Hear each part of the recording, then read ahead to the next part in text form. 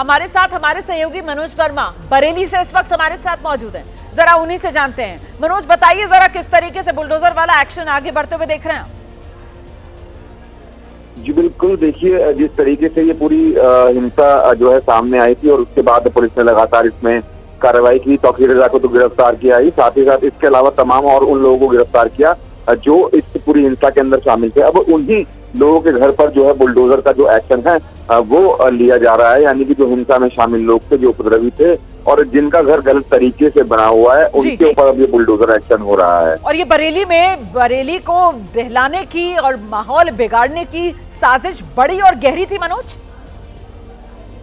जी बिल्कुल, देखिए बहुत बड़ी और गहरी साजिश थी। जो तस्वीरें अभी आप देख रहे हैं, ड्रोन की जो फुटेज देख रहे हैं, उसमें साफ तौर पर ये नजर आ रहा है कि पुलिस जो प्रदर्शनकारी वहां पर मौजूद थे उनको समझाने की कोशिश कर रही थी, लेकिन अचानक से भीड़ उग्र हुई, पुलिस से वो झड़प करने लगी और उसके बाद फिर पुलिस को लाठीचार्ज करना पड़ा। तस्वीर आप देख सकते हैं कि अचानक जो भीड़ थी वो बहुत ज्यादा हो गई थी। जो जांच है उसमें साफ हुआ है कि जो भीड़ थी वो नमाज करने के बाद चली गई थी, लेकिन कुछ ऐसे लोग वहां पर मौजूद थे जो ये प्रदर्शन करना चाहते थे, जो हंगामा करना चाहते थे और ये पूरा प्री प्लान था। जो अधिकारियों से भी हमारी बातचीत थी, उन्होंने साफ तौर पर ये कहा कि पूरा प्री प्लान था, जिसमें लोग हथियारों से लैस थे, कुछ बाहर के लोग भी बुलाए गए थे और उन्होंने अचानक से पुलिस के ऊपर हमला कर दिया, जिसके बाद पुलिस को लाठीचार्ज करना पड़ा और भीड़ को खदेड़ा गया। फिलहाल 30 से ज्यादा जो लोग हैं वो अभी तक गिरफ्तार हो चुके हैं, जिसमें तौकीर रजा का भी नाम शामिल है। लगातार पुलिस का एक्शन जारी है। जो लोग फरार हैं उनकी तो तलाश की जा रही है, साथ ही साथ सोशल मीडिया के जरिए भी लोगों पर नजर पुलिस की रखी जा रही है, क्योंकि जो पुलिस का ये कहना है कि व्हाट्सएप ग्रुप भी कई सारे बनाए गए थे, जिसके जरिए लोगों को मैसेज सर्कुलेट किया गया था कि वो बड़ी संख्या में यहाँ पर पहुंचे। तो एक प्री प्लान तरीके से बरेली को ये समझिए कि आप बिल्कुल दहलाना चाहते थे, लेकिन पुलिस की मौजूदगी के चलते और पुलिस की पूरी इन्वेस्टिगेशन के चलते सब नाकाम रहा और पुलिस अब इस इन्वेस्टिगेशन को लगातार आगे बढ़ा रही है। और ये इतनी बड़ी जाहिर सी बात है, इसमें कहीं ना कहीं से फंडिंग भी हो रही होगी। ऐसे में क्या फंडिंग के कुछ विदेशी कनेक्शन भी हैं या फिर उसको लेकर भी जांच पुलिस की तरफ से की जा रही है क्या मनोज? जी बिल्कुल, देखिए पुलिस की जांच इस मामले में लगातार जारी है और स्टेप बाय स्टेप पुलिस की इन्वेस्टिगेशन इस पूरे मामले में चल रही है।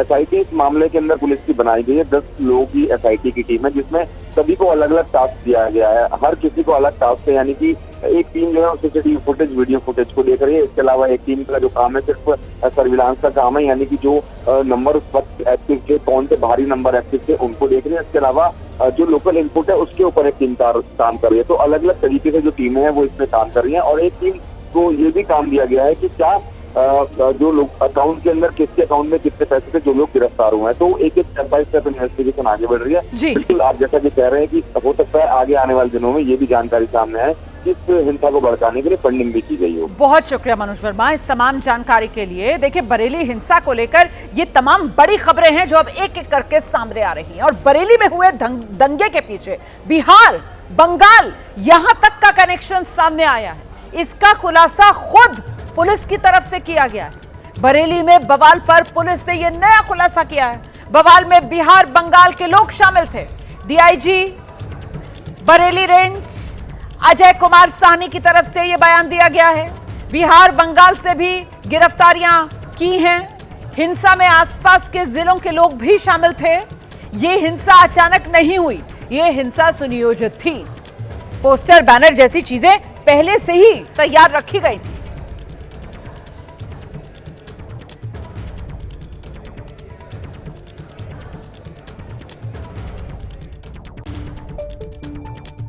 शुक्रवार को जो घटनाक्रम हुआ था उसके पश्चात कई लोग चिन्हित हुए थे वीडियो और फोटोज के आधार पर, जिन पे कार्रवाई की गई। इसमें मौलाना तौकीर के साथ साथ बहुत सारे तौकीर के एसोसिएट्स जो हैं वो जेल गए हैं एविडेंस के आधार पर। इसी क्रम में जो फोटो और वीडियोज प्राप्त हुए थे उसमें ये भी पाया गया कि इसमें बाहर के भी काफी लोग शामिल थे। इसमें बंगाल, बिहार के लोगों की भी पूर्व में गिरफ्तारी सुनिश्चित करके उनको जेल भेजा गया है। इसके साथ साथ न केवल बरेली बल्कि आसपास के जनपदों के लोगों की संलिप्तता भी कुछ सामने आई है। इससे कन्फर्म हो गया है कि अचानक भी प्रतिक्रिया नहीं थी, बल्कि पूर्व से सुनियोजित थी, जिसमें पहले से ही पोस्टर, बैनर, बहुत सारे बॉटल्स और बहुत सारी चीजें इकट्ठी की गई थी और ये लोग शामिल थे। इन सभी तथ्यों को देखते हुए जो टीम है वो प्रभावी तरीके से इन्वेस्टिगेशन कर रही है और जैसे जैसे तथ्य सामने आएंगे उस हिसाब से विधिक कार्रवाई सुनिश्चित की जाएगी और वैज्ञानिक साक्ष्यों के आधार पर सारी विवेचनाएं पूरी की जाएंगी।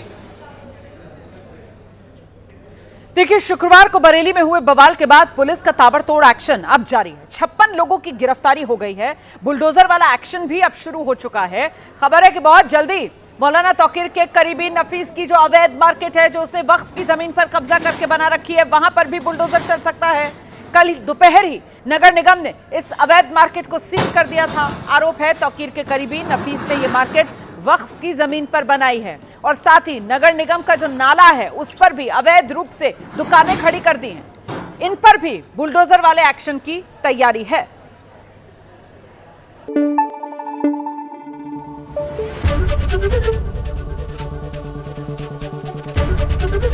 एबीपी न्यूज आपको रखे आगे।